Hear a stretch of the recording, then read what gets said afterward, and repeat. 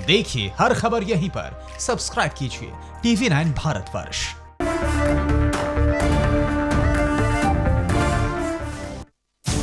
नमस्कार, TV9 भारतवर्ष पर स्वागत है आप सभी का। आपके साथ मैं हूं गौरव अग्रवाल और आप देख रहे हैं देश का बुलेटिन सीधे वॉर रूम से। चाहे कोरोना से जंग जीतने की खबर हो, चाहे विकास दुबे पर शिकंजा कसने की खबर हो, या फिर भारत चीन टक्कर से जुड़ा हर बड़ा अपडेट आपको सीधे मिलेगा वॉर रूम से। और सबसे पहले बात करते हैं यूपी के मोस्ट वांटेड विकास दुबे की। उत्तर प्रदेश पुलिस के लिए मोस्ट वांटेड विकास दुबे अब नाक का सवाल बन गया है। पुलिस की 50 टीमें फरार विकास दुबे की तलाश में लगी हैं। उधर विकास की खबर देने वाले के लिए पुलिस ने अब 5 लाख के इनाम का ऐलान कर दिया है। नाम विकास दुबे, इनाम 5 लाख, पहचान यूपी का सबसे बड़ा इनामी, कानपुर कांड का मुख्य आरोपी। जी हां, 2 जुलाई की रात कानपुर देहात के बिकरू गांव में हुए शूटआउट का मुख्य आरोपी विकास दुबे आज उत्तर प्रदेश का सबसे बड़ा इनामी बदमाश बन चुका है। गुजरते वक्त के साथ विकास की गिरफ्तारी को लेकर यूपी पुलिस पर जितना दबाव बढ़ रहा है, उतनी ही उसके सिर पर इनाम की राशि भी बढ़ रही है। यूपी से लेकर हरियाणा और दिल्ली से लेकर राजस्थान तक जिसे यूपी STF सरगर्मी से तलाश रही है, उस हिस्ट्री शीटर विकास दुबे पर अब यूपी पुलिस ने पूरे 5 लाख का इनाम कर दिया है। इसके साथ ही विकास दुबे यूपी का सबसे बड़ा इनामी बदमाश बन गया है। 2 और 3 जुलाई की मध्य रात्रि में थाना चौबेपुर कानपुर नगर में जब पुलिस पार्टी एक केस के सिलसिले में दबिश देने गई थी, वहाँ पे पुलिस पार्टी पे अटैक करके स्थानीय गांव के लोगों ने, जिसमें कि विकास दुबे प्रमुख अभियुक्त था। यूपी का मोस्ट वांटेड विकास दुबे पुलिस की पकड़ से बाहर है। इस बीच में आज उसके ऊपर इनामी राशि 2.5 लाख से बढ़ा करके 5 लाख कर दी है, जो जाहिर सी बात है ये दर्शाता है कि अभी भी यूपी पुलिस के हाथ गिरफ्तारी के नाम पर कुछ खास नहीं लगा है। कैमरामैन दीपक के साथ उमेश पाठक, TV9 भारतवर्ष, लखनऊ। तो यूपी के 8 पुलिस वालों को शहीद करने वाले गैंग को अब एक एक कर मार गिराया जा रहा है। आज विकास के राइट हैंड अमर दुबे को हमीरपुर में मार गिराया गया। यूपी पुलिस ने विकास के गुर्गों की लिस्ट में जो पहला नाम लिखा था, उसी अभियुक्त को सबसे पहले मारा गया। जी हां, यूपी के मोस्ट वांटेड गैंगस्टर विकास दुबे का दाहिना हाथ अमर दुबे को STF ने मार गिराया है। एनकाउंटर के बाद पुलिस ने बताया कि अमर ने पुलिस को देखते ही भागने की कोशिश की और STF ने देखते ही गोली दाग दी। कानपुर कांड में 8 पुलिसकर्मियों को शहीद करने वालों में अमर दुबे का नाम सबसे पहले दर्ज किया गया था। घटना वाले दिन अमर ने छत से पुलिसकर्मियों पर फायरिंग की थी। खास बात यह है कि एनकाउंटर में विकास दुबे गैंग के 2 लोग भी पकड़े गए हैं। खास बात यह है कि अमर दुबे विकास के लिए हथियार जुटाने का काम करता था। अमर दुबे पर पुलिस ने 25,000 रुपए का इनाम घोषित कर रखा था। औरैया में अमर की लावारिस कार बरामद की गई थी। अमर दुबे हमीरपुर के मौधा इलाके में अपने किसी रिश्तेदार के घर पनाह लेने गया था। इससे पहले उसने हरियाणा के फरीदाबाद में शरण ली थी। बड़ी कामयाबी आज यूपी STF के हाथ लगी है। अमर दुबे, जो कि विकास दुबे का अहम सहयोगी था, उसे हमीरपुर के मौदा थाना इलाके में एनकाउंटर में ढेर कर दिया गया है। हम लोग उसी जगह पर मौजूद हैं। देखिए, ये वो स्पॉट है जहां पर पूरी मुठभेड़ हुई और यहाँ पर जो ब्लड आपको दिखाई देगा, यहाँ पर यूपी STF के जवानों ने उसे मार गिराया। कल देर रात 11 बजे अमर दुबे अतर्रा गांव, जो कि इस स्पॉट से 4 किलोमीटर दूर है, वहां पर पहुंचा। वहां पर कुछ उसके परिचित रिलेटिव्स रहते हैं। वहां पर 11 बजे से लेकर 4 बजे तक वहां से रुका रहा और 4 बजे के बाद वो इस जगह से आकर, जो सामने रोड नजर आएगा, हमीरपुर से निकलकर ये सीधा रोड बांधा होते हुए मध्य प्रदेश के छतरपुर जिले तक जा निकलता है। तो इस रोड के जरिए वो सुनसान तरीके से आराम से मध्य प्रदेश भागने की फिराक में था।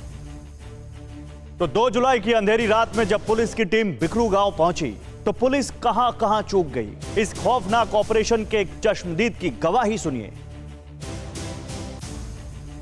कानपुर कांड में विकास और उसके गुर्गों को पकड़ने गई पुलिस टीम में गोली का शिकार हुए सिपाही अजय कश्यप ठीक होकर अपने घर आ चुके हैं। अजय ने उस खौफनाक रात की एक एक कड़ी का खुलासा किया है, जो ये बताने के लिए काफी है कि गैंगस्टर विकास को इस छापेमारी की पहले से जानकारी थी। क्योंकि बिकरू गांव में विकास के गुर्गों ने पुलिस से लोहा लेने का पूरा प्लान बना रखा था। टीम में शामिल सिपाही अजय का खुलासा, पुलिस के पहुंचने से पहले ही विकास ने कर ली थी पूरी तैयारी। बिना ब्रीफिंग के मौके पर पहुंच गई थी पुलिस टीम। पहले विकास के घर से हुई फायरिंग, उसके बाद चारों तरफ से होने लगी गोलियों की बौछार। पुलिस को पीछे हटने का रास्ता भी नहीं मिला। अंधेरे की वजह से पुलिस को कार्रवाई करने में हुई थी परेशानी। उनकी तो पहले से पहले प्लानिंग थी, वो तो बिल्कुल तैयार थे। विकास दुबे के बदमाश सब बिल्कुल तैयार थे। और पहली बात तो हमको दिख नहीं रहा था फायर हम करें तो कहाँ करें, बिल्कुल अंधेरा था। 2 जुलाई को 12:30 बजे रात में बिल्लौर, शिवराजपुर और चौबेपुर थाने की पुलिस जब मौके पर पहुंची तो पहले जेसीबी से रास्ता रोका गया।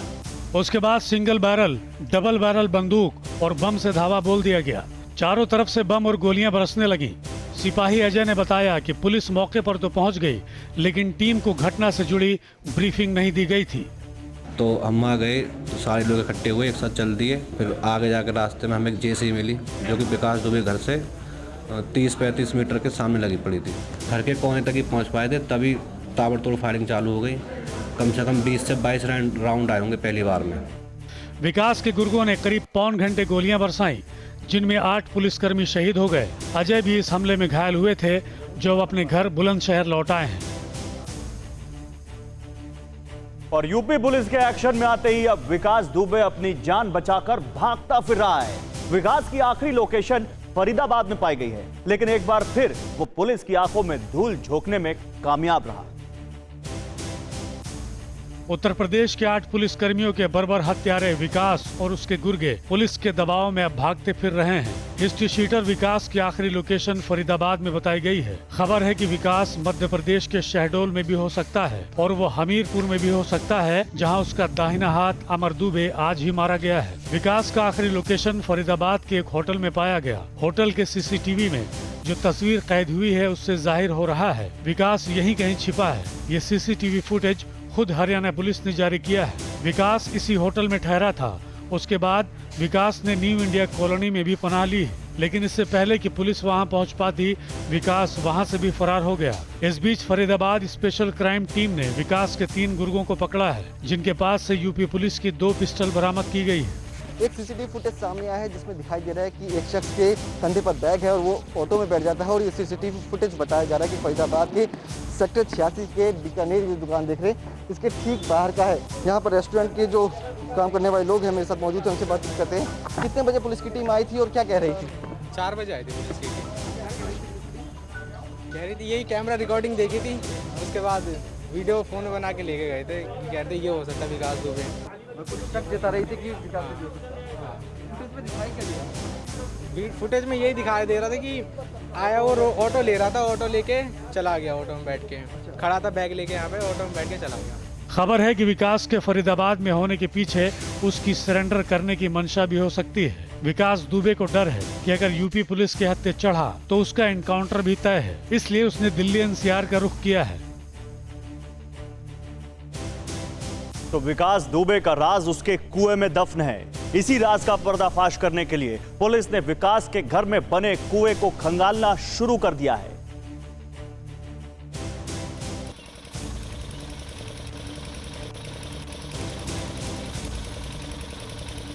मोस्ट वांटेड विकास दुबे की तलाश में जुटी यूपी पुलिस के लिए विकास के घर के बाहर ये कुआं काफी महत्वपूर्ण है। यूपी पुलिस की टीम आज एक बार फिर विकास दुबे के घर पहुंची और एसटीएफ के साथ मिलकर विकास के घर के आसपास जॉइंट ऑपरेशन शुरू कर दिया गया। विकास दुबे के घर के पास बने कुएं और तालाबों की छानबीन करवाई गई।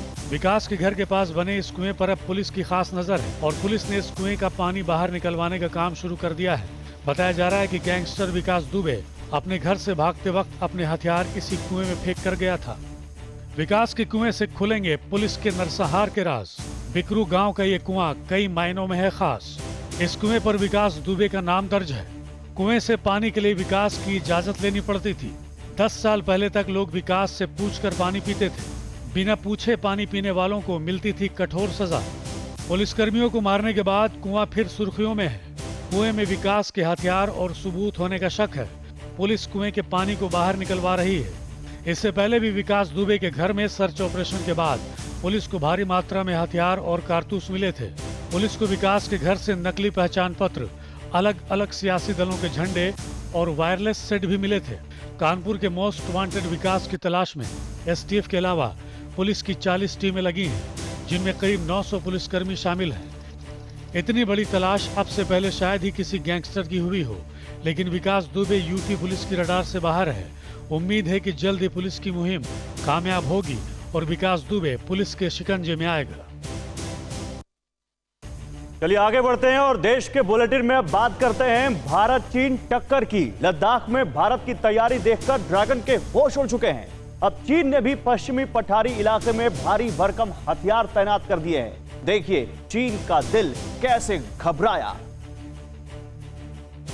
लद्दाख में एलएसी पर भारत की मजबूत तैयारियों को देखकर चीन के होश उड़ चुके हैं। भारत की ताकत से घबराकर अब चीन ने भी पश्चिमी पठारी इलाके में भारी भरकम और आधुनिक हथियारों की तैनाती कर दी है। चीनी सैनिक यहां पसीना बहा रहे हैं और अपने हथियारों के बल पर भारत को आग दिखाने की हिमाकत कर रहे हैं। चीन के दक्षिण पठारी इलाके में ड्रिल शुरू कर दी गई है, जिसमें PHL-03 और PHL-11 स्वचालित कई rocket launcher system, HJ-10 anti tank मिसाइलें, 35 मिलीमीटर एंटी एयरक्राफ्ट गन और टाइप 40 लाइट टैंक शामिल किया गया है। हथियारों का ये जखीरा उत्तर पश्चिमी चीन के उच्च ऊंचाई वाले रेगिस्तानी क्षेत्रों और दक्षिण पश्चिम चीन के किंगघाई तिब्बत पठार पर तैनात किए गए हैं। चीनी मीडिया ने अपनी रिपोर्ट में दावा किया है कि ये हथियार हाई एल्टीट्यूड के लिए फिट हैं, क्योंकि ऊंचाई पर ऑक्सीजन कम होने की सूरत में भी सैनिकों को किसी तरह की दिक्कत नहीं होगी। दावा ये भी किया गया है कि चीनी रॉकेट और आर्टिलरी के जरिए दुश्मन के किसी भी किले को भेदा जा सकता है। एंटी एयरक्राफ्ट गन के जरिए दुश्मन को आसमान से साफ किया जा सकता है और एंटी टैंक मिसाइल के जरिए आसमान से हेलीकॉप्टर को गिराया जा सकता है। दरअसल चीन की ये सारी कार्रवाई लेह में भारत की तैयारी देखने के बाद की गई है। चीन से लोहा लेने के लिए भारत ने अपाचे और T-90 टैंकों की तैनाती की है। इस खबर के बाद से चीन और चीनी मीडिया भड़क चुका है। चीन के सरकारी अखबार ग्लोबल टाइम्स में छपी खबर में तस्दीक की गई है कि चीन भारतीय फौज की सक्रियता से कितना घबराया हुआ है। चीनी अखबार ने धमकी भरे लहजे में लिखा है कि अगर भारत ने उकसावे वाली कार्रवाई की तो चीनी सेना इसका जवाब देगी। अखबार ने यह भी लिखा है कि भारत का जवाब देने के लिए PLA ने तिब्बत के ऊंचाई वाले इलाकों में कई अत्याधुनिक हथियार तैनात किए हैं। उधर गांधी परिवार से जुड़े 3 ट्रस्टों में वित्तीय लेन देन में गड़बड़ी की जांच की जाएगी। सरकार को अब इनके लेन देन में हुई गड़बड़ियों की भनक लग चुकी है। देखिए गांधी परिवार पर आंच, अब होगी जांच। गांधी परिवार से जुड़े तीनों ट्रस्टों Rajiv Gandhi foundation, Rajiv Gandhi charitable trust और इंदिरा गांधी मेमोरियल ट्रस्ट में कथित वित्तीय गड़बड़ियों के सिलसिले में गृह मंत्रालय जांच करवाएगा। केंद्रीय गृह मंत्रालय ने इसके लिए मिनिस्ट्रियल ग्रुप बनाया है। इस जांच समिति की अगुवाई खुद प्रवर्तन निदेशालय के मुखिया करेंगे। ये समिति गांधी परिवार से जुड़े तीनों ट्रस्टों के PMLA, FCRA और इनकम टैक्स उल्लंघन की जाँच करेगी। अभी हाल ही में बीजेपी ने सबूत के साथ चीन से राजीव गांधी फाउंडेशन को चंदा मिलने का आरोप लगाया था। केंद्रीय मंत्री रविशंकर प्रसाद ने 25 जून को कागज दिखाते हुए आरोप लगाया था कि राजीव गांधी फाउंडेशन को चीन से 90 लाख रुपए मिले। आरोपों के मुताबिक कांग्रेस पार्टी ने 2008 में चीन की कम्युनिस्ट पार्टी के साथ एक समझौता किया था, जिसमें राहुल गांधी ने हस्ताक्षर किए और सोनिया गांधी पीछे खड़ी थी। क्या राजीव गांधी फाउंडेशन ने सरकार को ये बताया, कानून की जो आवश्यकता है, कि आपने पैसा चाइनीज एम्बेसी से प्राप्त किया, किन शर्तों पर प्राप्त किया और आपने इसका क्या उपयोग किया है? अब सवाल ये है कि आखिर कांग्रेस परिवार से जुड़े ट्रस्ट के कामकाज की जिम्मेदारी किसके कंधों पर थी। तो आपको बता दें कि कांग्रेस अध्यक्ष सोनिया गांधी खुद राजीव गांधी फाउंडेशन की अध्यक्ष हैं। इसके बोर्ड में राहुल गांधी, प्रियंका गांधी, P चिदम्बरम और मनमोहन सिंह भी शामिल हैं। कांग्रेस पर सवालों की बौछार करने वाले रविशंकर प्रसाद ने कहा कि अगर ये मान भी लिया जाए कि राजीव गांधी फाउंडेशन एक शैक्षणिक, सांस्कृतिक और सामाजिक संगठन है, तब भी सरकार को यह बताना होता है कि आपने पैसा चीन एम्बेसी से क्यों लिया, अगर लिया तो इसका इस्तेमाल क्या है। हालांकि कांग्रेस ने इन आरोपों का खंडन किया है। उसका कहना है कि चीन के साथ सीमा पर जारी संकट से ध्यान भटकाने के लिए सरकार इस तरह के आरोप लगा रही है। सरकार को ये बताया। और अब बात केरल की सियासत की करते हैं, जिसमें स्वप्ना नाम की एक महिला की वजह से भूचाल आ गया है। 30 करोड़ के सोने की तस्करी में स्वप्ना का नाम आया है और स्वप्ना मुख्यमंत्री पिनरई विजयन के दफ्तर में काम करती थी। केरल की सियासत में इस वक्त स्वप्ना के नाम की सनसनी है। हर कोई जानना चाहता है कि स्वप्ना कौन है, कहां से आई है, CM दफ्तर में स्वप्ना की नियुक्ति कैसे हुई है और करोड़ों के सोने की तस्करी में स्वप्ना का कनेक्शन क्या है। केरल में 30 करोड़ के सोने की तस्करी का मामला तूल पकड़ता जा रहा है।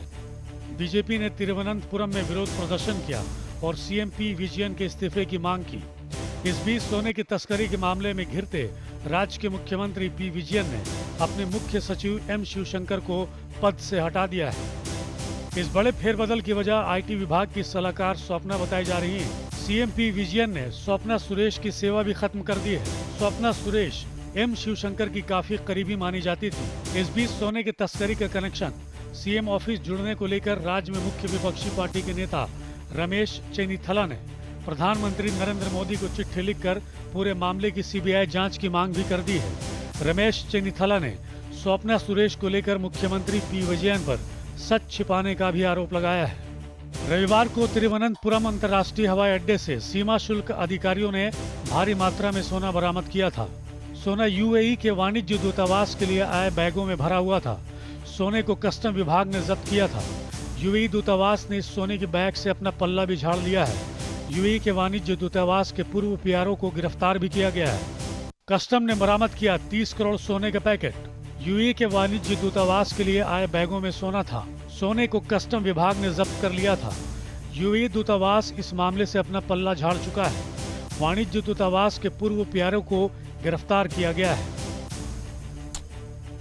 और अब बात करते हैं कोरोना से जुड़ी एक चौंकाने और डराने वाली खबर की। क्या कोरोना के वायरस हवा में भी तैर रहे हैं? ये सवाल इसलिए क्योंकि अब तो WHO ने भी मान लिया है कि कोरोना हवा में भी फैलता है, लेकिन अभी इस पर आखिरी मुहर लगनी बाकी है। ये रिपोर्ट देखिए। WHO ने भी अब हवा से कोरोना वायरस फैलने की बात मान ली है। हालांकि उसने कहा है कि अभी आखिरी नतीजे पर पहुंचने में वक्त लगेगा। WHO ने पहले कहा था कि कोरोना संक्रमण नाक और मुंह से फैलता है। WHO ने अब कहा है कि कोरोना के हवा के जरिए फैलने के सबूत तो मिल रहे हैं, लेकिन अभी रिजल्ट तक पहुंचने में वक्त लगेगा। इससे पहले कोरोना वायरस पर अब तक की सबसे डरावनी रिसर्च सामने आई थी। ऐसी रिसर्च जिस पर दुनिया भर के सैकड़ों वैज्ञानिक सहमत हैं। जी हाँ, अगर आप भीड़ भाड़ से दूर बिना मास्क के खुले में ये सोचकर घूमते हैं कि आप किसी दूसरे व्यक्ति के संपर्क से दूर हैं और ऐसे में कोरोना वायरस आपके शरीर में एंट्री नहीं करेगा, तो जरा संभल जाइए। 32 देश के 239 वैज्ञानिकों ने कोरोना पर रिसर्च की। रिसर्च में चौंकाने वाली बातें सामने आई। कोरोना वायरस के छोटे छोटे कण हवा में भी जिंदा रहते हैं। कोरोना के हवा में फैले कण लोगों को संक्रमित कर सकते हैं। इस रिसर्च ने WHO की थ्योरी खारिज कर दी है। WHO ने कहा था कि कोरोना हवा में नहीं फैलता है। सभी वैज्ञानिकों ने WHO को खुला पत्र लिखा है। वैज्ञानिकों ने सबूत होने का दावा भी किया है। ये खतरनाक वायरस सिर्फ कणों से ही फैलता है। ये कण कफ, छींक और बोलने से शरीर से बाहर निकलते हैं। थूक के कण इतने हल्के नहीं होते जो हवा के साथ वहां से उड़ जाएं। वो बहुत जल्दी ही जमीन पर गिर जाते हैं। लेकिन अब WHO ने ही मान लिया कि सार्वजनिक जगहों में हवा से कोरोना संक्रमण फैलने की संभावना से इनकार नहीं किया जा सकता है। ये एयरबॉर्न है और उन्होंने ये बेस किया जो एयर क्वालिटी देखी, जहाँ कोरोना मरीजों की खास तौर से जो न्यूयॉर्क में देखी या ऐसे मिलान में देखी, ऐसी और वुहान में भी देखी, तो उन्होंने ये पाया कि जो हवा में भी ये कोविड का वायरस रहता है। WHO ने प्रेस स्टेटमेंट में कल कहा कि ये पॉसिबिलिटी है। उधर बीजेपी के राष्ट्रीय महासचिव कैलाश विजयवर्गीय का दावा है कि कोरोना उनका कुछ नहीं बिगाड़ सकता। देखिए इंदौर से नेताजी के कॉन्फिडेंस से जुड़ी ये रिपोर्ट। कोविड-19 फ्री हूँ, मुझे कोई असर नहीं होता। कोविड-19 फ्री हूँ, मुझे कोई असर नहीं होता। सुना आपने, ये कोई छोटे नेता नहीं, बीजेपी के राष्ट्रीय महासचिव कैलाश विजयवर्गीय हैं और कोरोना के सामने खुलकर ताल ठोक रहे हैं। कोरोना से बचाव के लिए सरकार कई सख्त हिदायतें जारी कर चुकी है, लेकिन जमीन पर अभी भी हालात बहुत बुरे हैं। इंदौर में पूर्व केंद्रीय मंत्री और कोरोना पॉजिटिव पाए गए विक्रम वर्मा को अस्पताल देखने पहुंचे कैलाश विजयवर्गीय बिना PPE किट और सुरक्षित माने जाने वाले N95 मास्क पहने दिखे। ये वीडियो इंदौर के मेदांता अस्पताल का है। कैलाश विजयवर्गीय गमछे से मुंह और नाक को ढके हुए थे। कैलाश विजयवर्गीय से जब सवाल किया गया तो जवाब सुनिए। पर आप लगातार सक्रिय दिख रहे हैं, चाहे राशन बांटना हो, लोगों की मदद करना हो, कार्यकर्ताओं की मीटिंग हो, आप हॉस्पिटल भी पहुंचे, तो क्या माने आप इतना रिस्क क्यों ले रहे हैं? आप ऐसा प्रश्न कर रहे हैं तो मैं डिक्लेयर कर देता हूं कि मैं कोविड-19 फ्री हूं, मुझे कोई असर नहीं होता। कैलाश विजयवर्गीय भले ही दावा करें कि उन्हें कोरोना नहीं हो सकता, लेकिन ऐसा दावा करना जोखिम भरा हो सकता है। इंदौर के CMO डॉक्टर प्रवीण जड़िया का भी कहना है कि किसी कोविड मरीज के पास जाने से बचना चाहिए और अगर जाना ही पड़े तो कोरोना से बचाव के लिए सभी जरूरी सुरक्षा किट पहन कर रखना चाहिए। सभी को सलाह ये है कि इनके लक्षण भले ही अभी क्लियर ना हो कि ये कोविड है, लेकिन संभावना यदि व्यक्त की जा रही है कि कोविड हो सकता है तो कृपया दूरी बनाए रखें और जो अपने प्रोटेक्शन गियर्स हैं उनका इस्तेमाल करने के बाद इनसे मिलें। मध्य प्रदेश में कोरोना का सबसे बड़ा हॉटस्पॉट इंदौर ही है। इंदौर में मंगलवार को 78 नए मरीज मिले थे। इंदौर में करीब 5000 लोग कोरोना से संक्रमित हो चुके हैं और 249 लोगों की मौत हो चुकी है। उधर देश के एक बड़े हिस्से में बारिश की वजह से कोहराम मचा हुआ है। नदियां उफान पर हैं, डैम खतरे के निशान से ऊपर आ चुके हैं और पहाड़ी इलाकों में भी कुदरत का कोहराम है। ये रिपोर्ट देखिए।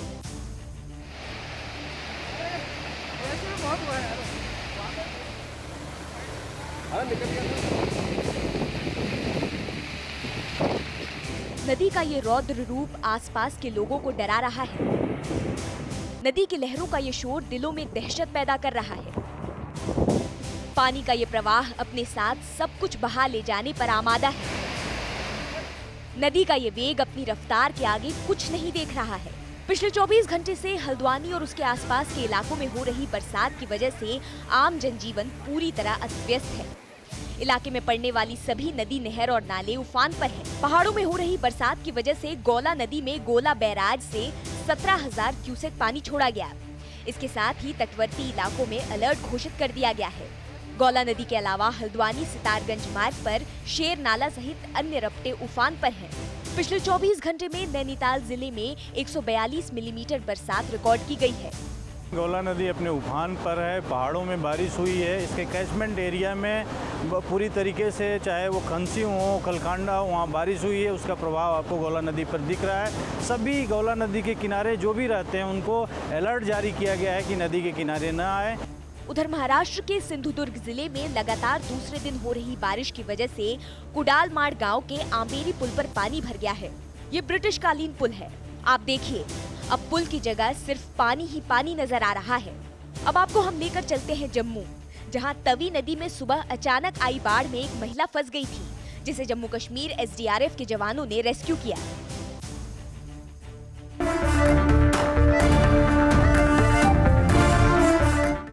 न्यूज़ टॉप 9 रोज सुबह 7 बजे और शाम 7 बजे सिर्फ TV9 भारतवर्ष पर।